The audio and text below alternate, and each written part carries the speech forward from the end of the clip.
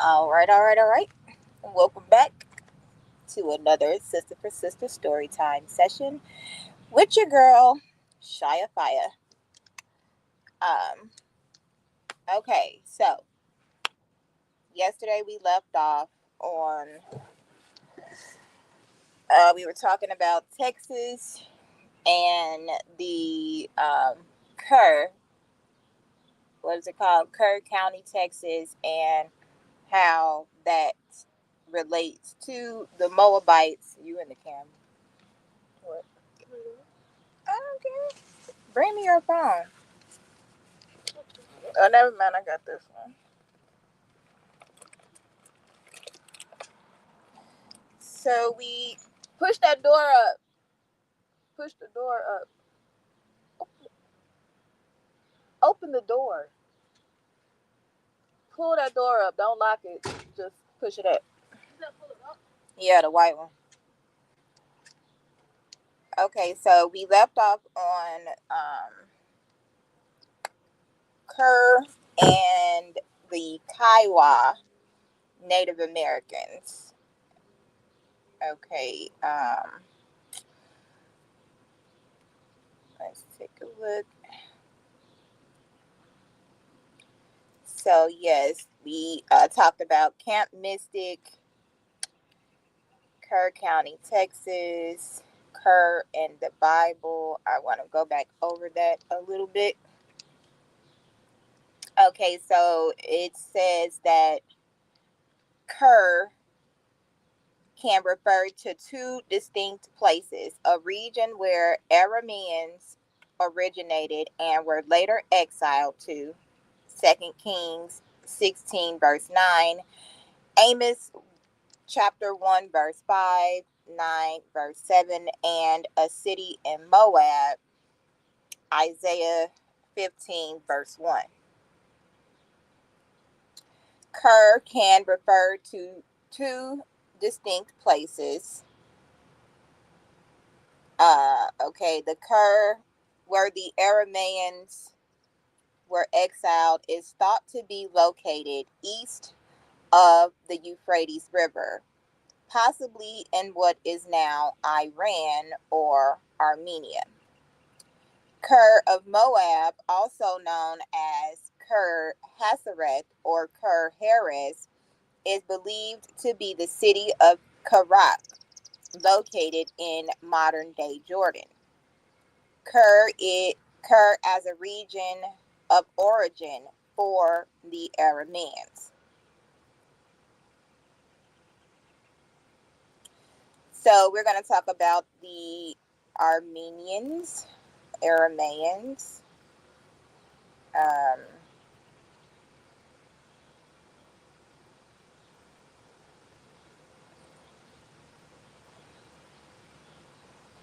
okay, southeast of the Dead Sea. The Dead Sea, also known as the Salt Sea, also known as the Sea of Reeds. Okay. I also keep hearing do Hashmish, what they were saying on How High, I believe.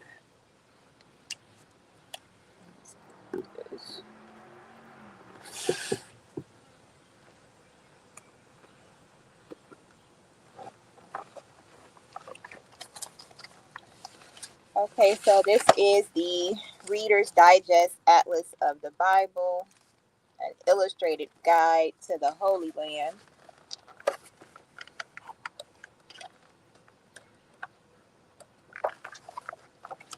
This is called Wars of Israel and Judah.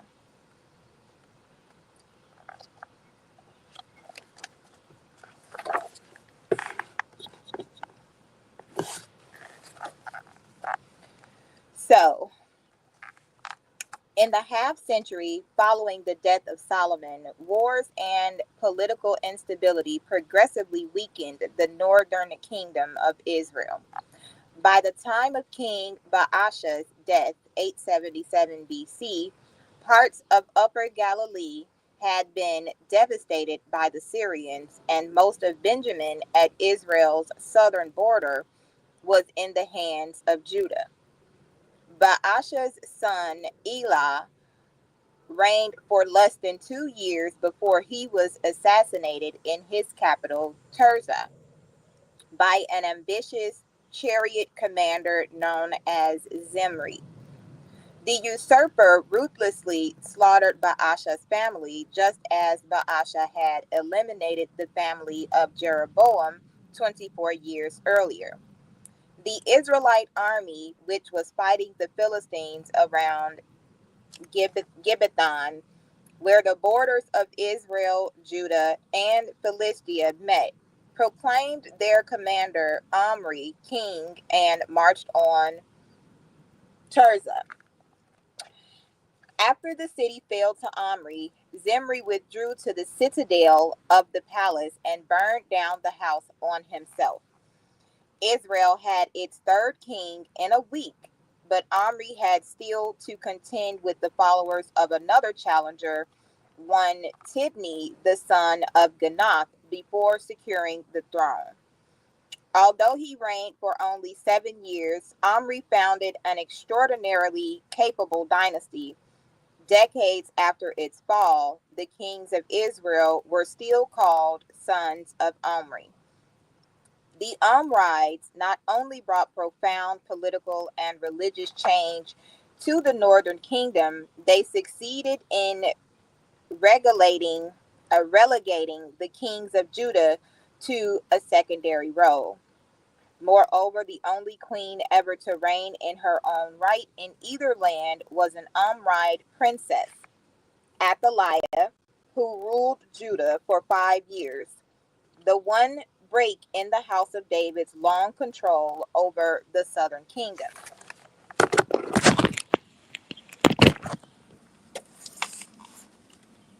Once in power, Omri sought to revive Solomon's policies, emphasizing peace and expanded trade with Israel's neighbors. This brought stability and prosperity, but also religious opposition to state policy. In his foreign dealings, Omri sealed a political alliance with the Phoenicians by marrying Israel's crown prince, Ahab, to Jezebel, daughter of the king of Tyre. Later, Ahab would follow his father's example as royal matchmaker by marrying his daughter, Athaliah, to Judah's crown prince, Jehoram.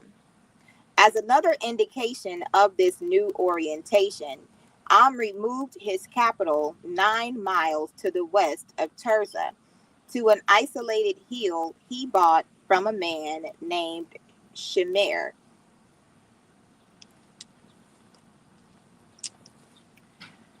from whom the city of Samaria derived its name.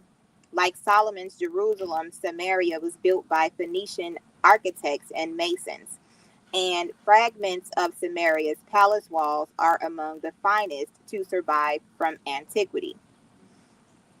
Succeeding to the throne in 869, Ahab continued his father's work. At Samaria, he finished the Ivory House, an opulent palace on which the prophet Amos later poured scorn.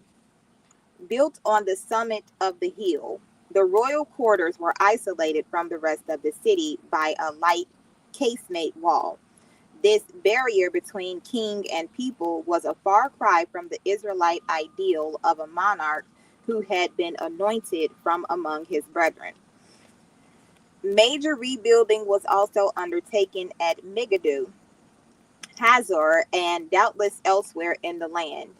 At Megiddo, the city wall was restored and the gate strengthened. A small, sturdy palace was constructed along with a huge stable complex capable of sheltering some 500 horses. Today, the remains of these stables are mute evidence of Ahab's strengthening of Israel's armed forces, especially its mobile strike force, the chariot corps. At Hazor, a strong fortress was constructed over most of the Acropolis. The old Solomonic casemate walls, which had proved ineffective against Syrian attackers, were repaired and filled in to make a solid fortification. To ensure adequate water for this fortress, a tunnel was dug down to the water table near the southern edge of the mound. This remarkable water system, found by excavators in 1968, is 100 feet deep. Its 15-foot high sloping tunnel has 80 steps ranging up to 16 and a half feet in width. These and other preparations that Ahab undertook for the defense of his realm may well have followed an invasion of Israel by the Aramaeans of Damascus. In the 9th century BC, Syria under the Aramaeans had replaced the Israel of David and Solomon as the dominant power in the region. Now, in a campaign about which we know very little, the leader of the alliance of Aramaean kingdoms, Ben-Hadad, the throne name of successive rulers of Damascus, drove deep into Israel. We do not know the route Ben-Hadad and his large army took to lay siege to Samaria in the heart of Israel, or what havoc they caused on the way. But the Syrian assault was unsuccessful, and Ahab won a great victory. The following spring, however, Ben-Hadad was back. This time, Ahab blocked the Syrians before they crossed the Jordan.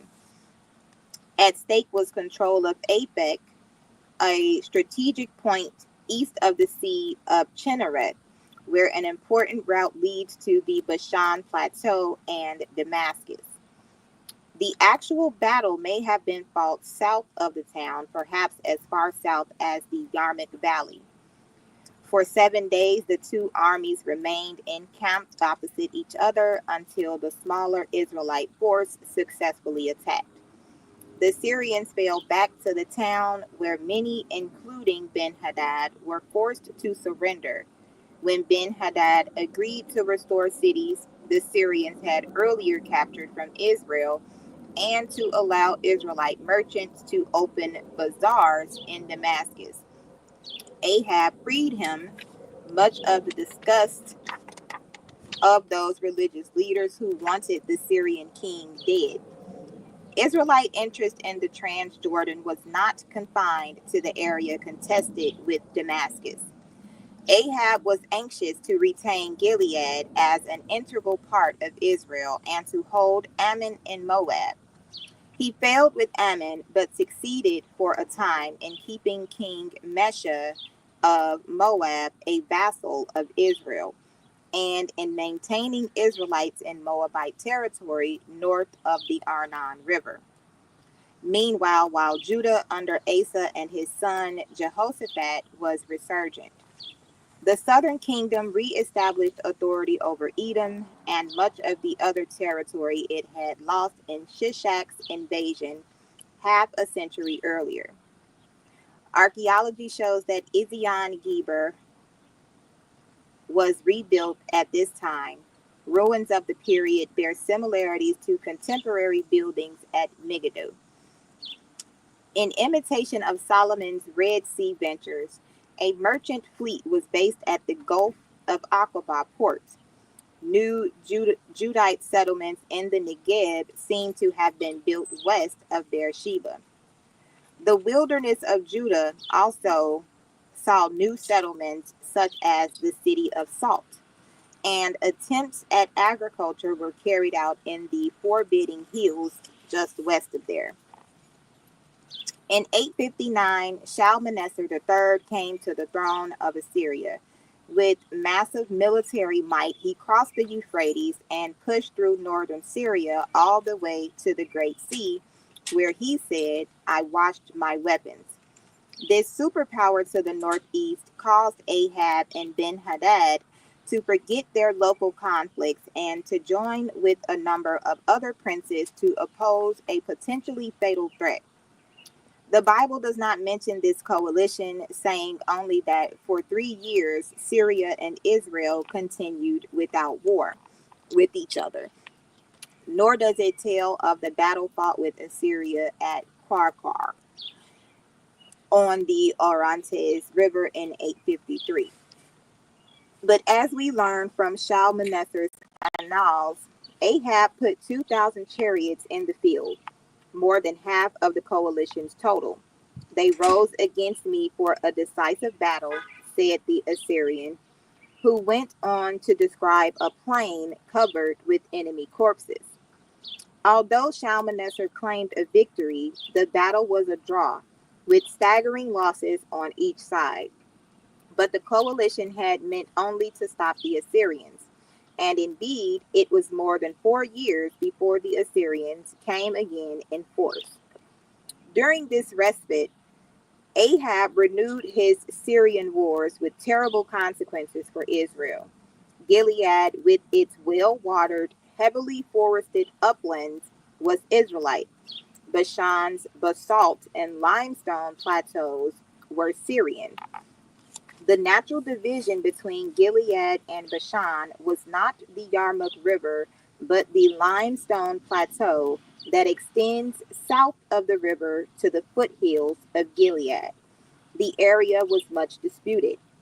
There, the strategic crossroads of Ramoth Gilead became the focus of battle. Jehoshaphat of Judah was allied with Ahab of Israel, and the two kings tried a ruse. Jehoshaphat was dressed in royal robes to draw Syrian fire, while Ahab entered the fray in disguise.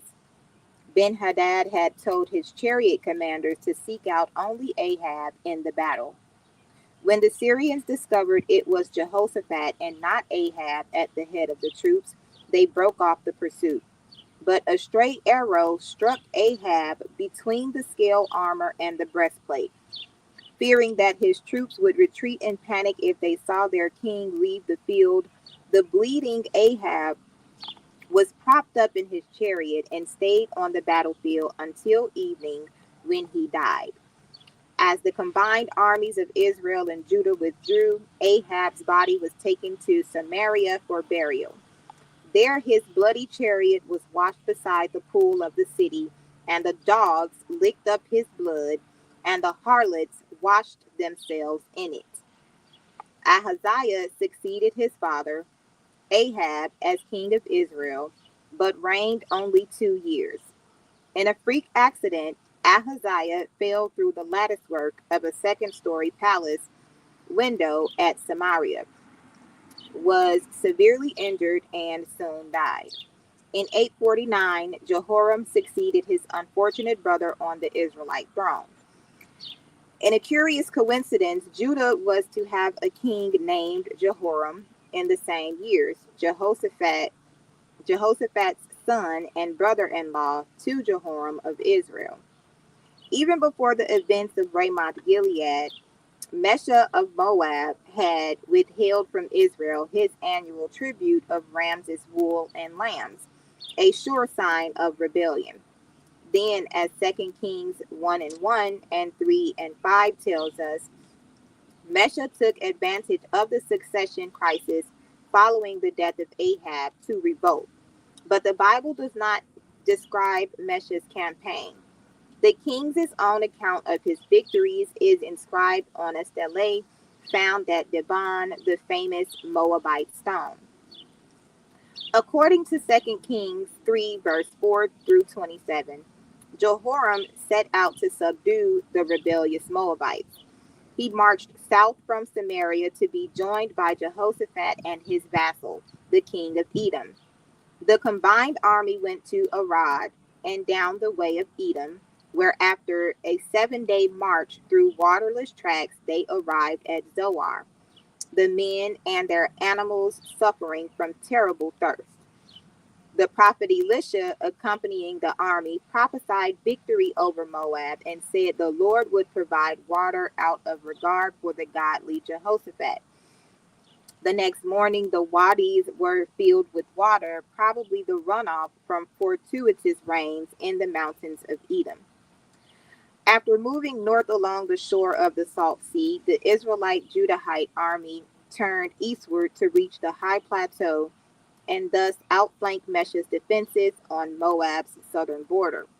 It seems there was a battle near Horonaim, after which Mesha retreated along the king's highway to the stronghold of Kerr where he was besieged. Moabite attempts to break the siege failed, and in desperation, Mesha took his son, the crown prince, up to the ramparts of this towering fortress and there sacrificed him in the sight of the besieging army. This gruesome spectacle seems to have created panic among the Israelites and Judahites, who lifted the siege and withdrew. The Moabite stone makes no reference to Jehoram's campaign. Rather, it lists the cities that fell before the Moabites, including such old Israelite centers as Ataroth and Ahab's strong point, Jahaz. With Israelite captives, boast Mesha, I cut beams for Kraho. I built Aurora, and I made the highway in the Arnon Valley. I built Beth Bamoth. I built Bezer with 50 men of Debon.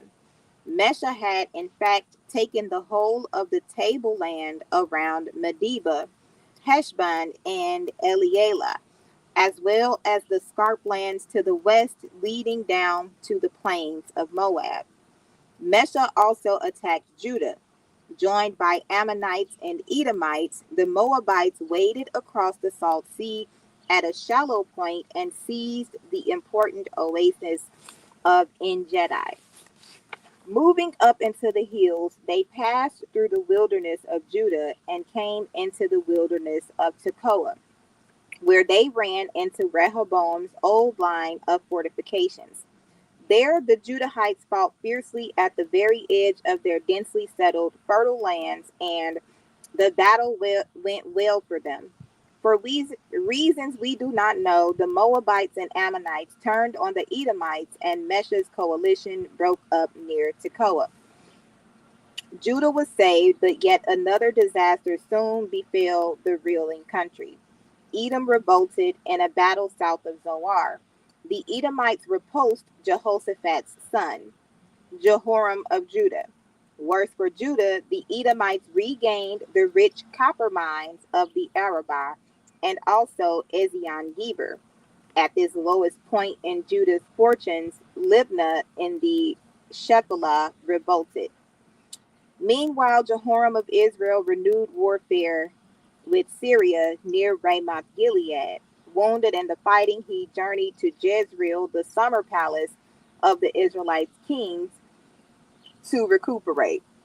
There, Jehoram was visited by his nephew Ahaziah, who had just become king of Judah. The scene was set for the final bloody chapter in the siege of the Omrides. All right.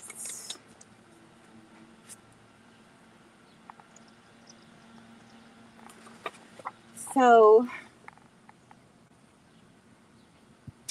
I think I want to talk about the Plains Indians now.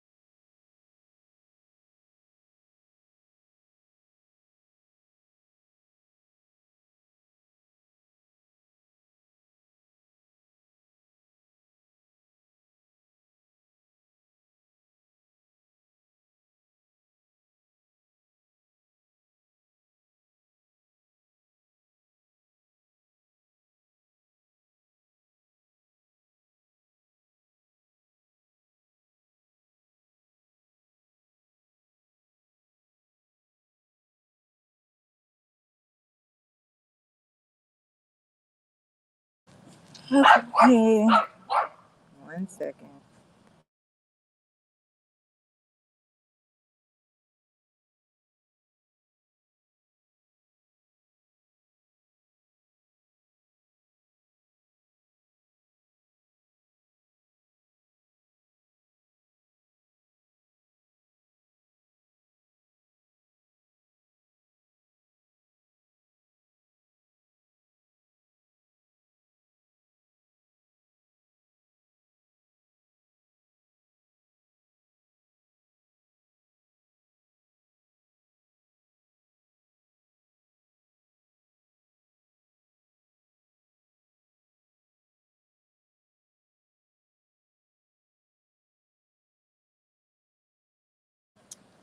Okay, I think King's done. So now we're going to touch on the Aramaeans. That was the point we were keeping. So a new world in the Mediterranean. This is the last 2 million years encyclopedia. So West Mediterranean raiders, the sea peoples rampaging eastward since 1200, have brought down the Hittite Empire, devastated Syria, Palestine, and weakened Egypt. In their wake, the Assyrians have built an empire, and Aramaeans from Arabia and Hittite survivors have established city states in Syria. The Canaanites have been pushed into Phoenicia. The Hebrews have entered Canaan and their golden age. The kingdoms of Mitanni, Van Lydia, and Phrygia have grown to power. The Dorians have swept away Mycenaean civilization, heir of Crete, and Greece enters its dark ages. Okay.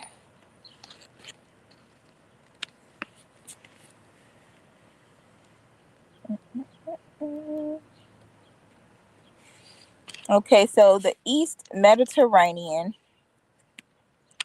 Canaanite civilization reaches its height in wealthy Byblos, where the alphabet is used as papyrus. Papyrus replaces clay tablets for writing. Invading sea peoples and Phrygians topple the Hittite Empire and push the Canaanites into Phoenicia. The seagoing Canaanite Phoenicians found colonies and take over Mycenaean trade. Aramaeans and Hittite survivors established city states in Syria, which Damascus, with its trade, comes to dominate.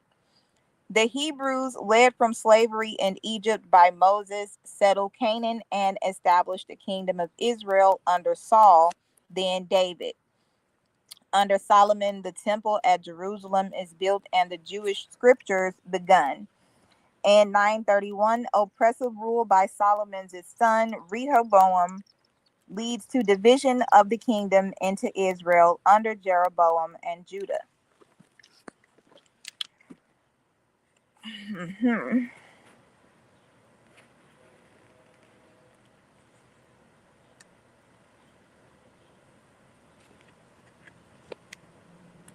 Okay.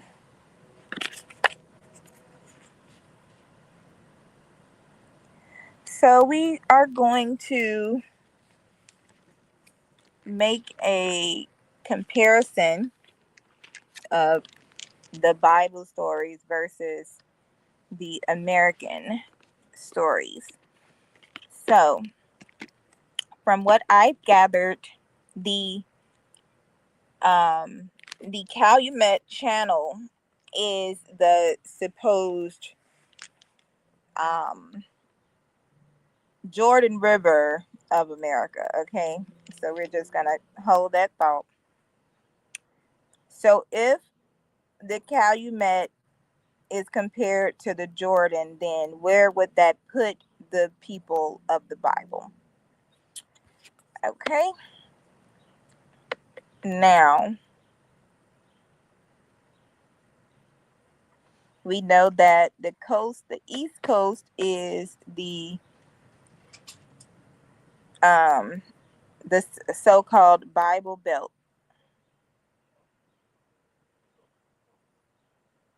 Now, let's see.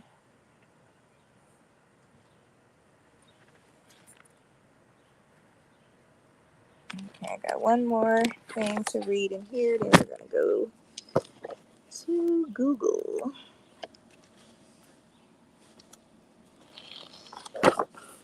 Okay, so the coming of the alphabet, writing and counting.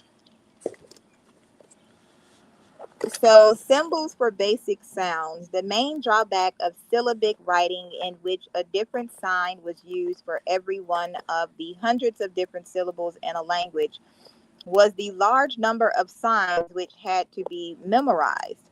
The most important advance in the history of writing came when it was realized that syllables themselves are made up of a relatively small number of elementary sounds. There are three such sounds in the one syllable word dog, for instance, while exactly the same three sounds arranged in reverse order make up a different word, God.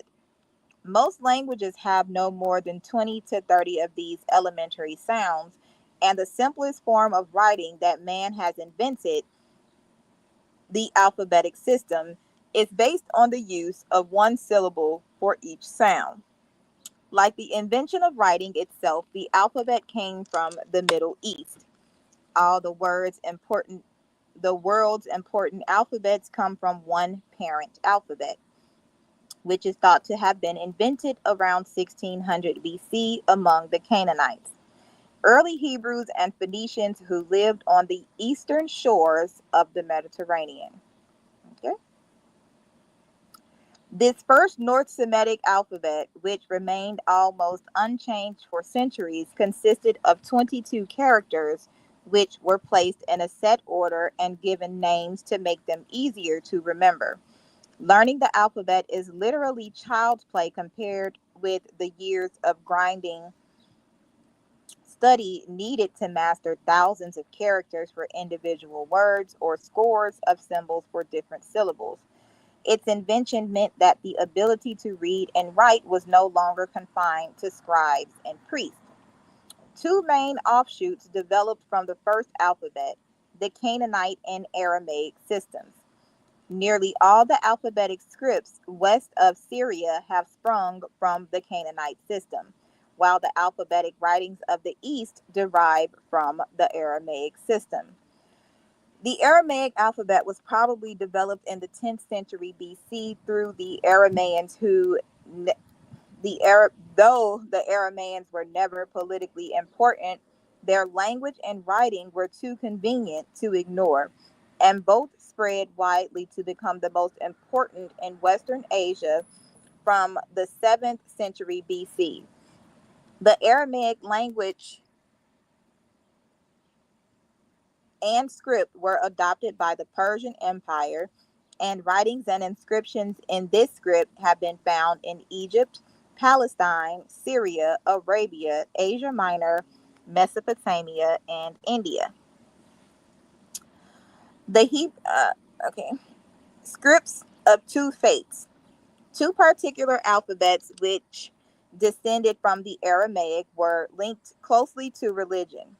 Square Hebrew, a distinctive Palestinian Jewish script, became standardized just before the Christian era and is the ancestor of the modern Hebrew alphabet. The Hebrew alphabet has changed only slightly in the last 2,000 years because of the rules laid down by the Talmud, the book of Jewish civil and religious law. Arabic, the language and script of the Quran, evolved from another descendant of the Aramaic alphabet but spread rapidly with the new religion of Islam to many parts of Asia and Africa. The modern Arabic alphabet has 28 letters, six more than the first alphabet, and is written from right to left, adding the vowel signs. In the earliest alphabets, only the consonants were written, as in shorthand or in some newspaper small advertisements. The vowels were understood by the reader.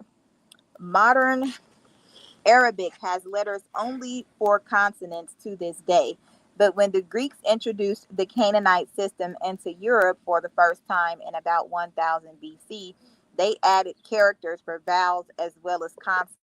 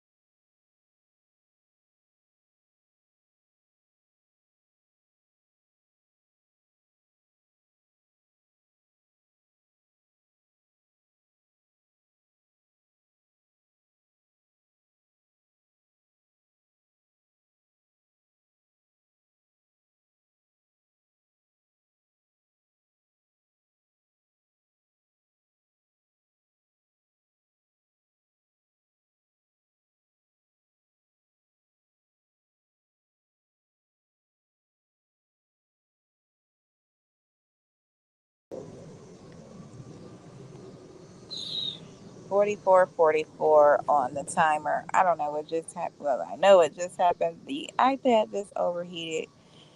So I don't know where I was. Um, so let me see. Give me a second. See if I'm going to keep continuing. 1 second.